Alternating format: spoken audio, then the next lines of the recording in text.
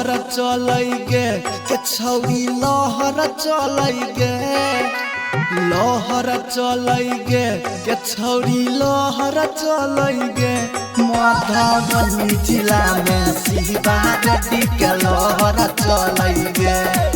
दरभंगा जिला में शिवारेड्डी के लहर चलै गे लहर चलै गे के छौरी लहर चलै गे लहर चलै गे के छौरी लहर चलै गे मधुबनी जिला में शिवारेड्डी के लहर चलै गे सहरसा जिला में सूरजा छोरा के लहर चलै गे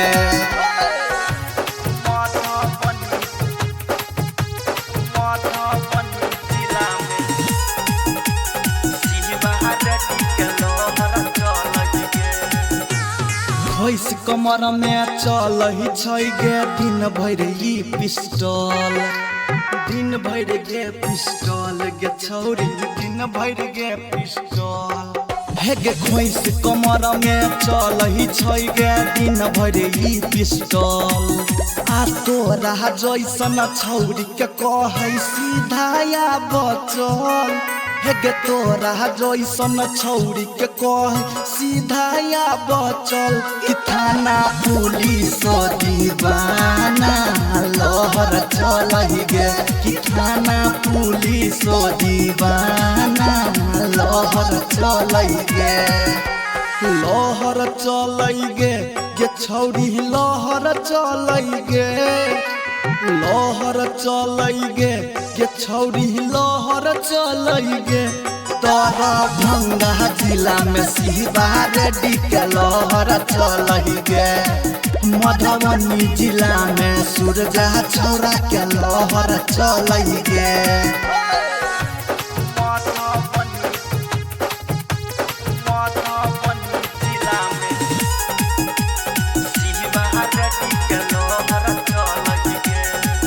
हे गे ब्रह्मपुरा इनारवा सबके छौरा रहै साथे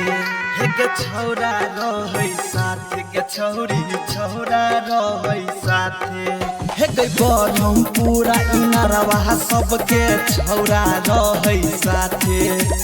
दारू माफिया देख के एकरा थर थर लागै कापे हे गे दारू माफिया देख के एकरा थर थर लागै कापे थाना पुलिस दीवाना लहर चलै गे कि थाना पुलिस दीवाना लहर चलै गे हे गे लहर चलै गे गे छौरी लहर चलै गे लहर चलै गे के छौरी लहर चलै गे मधुबनी जिला में मैथिली दीपक के लहर चलै गे दरभंगा जिला में संतोष सबरिया के लहर चलै गे सुनै छी देख करे जा presented by Savaria Music।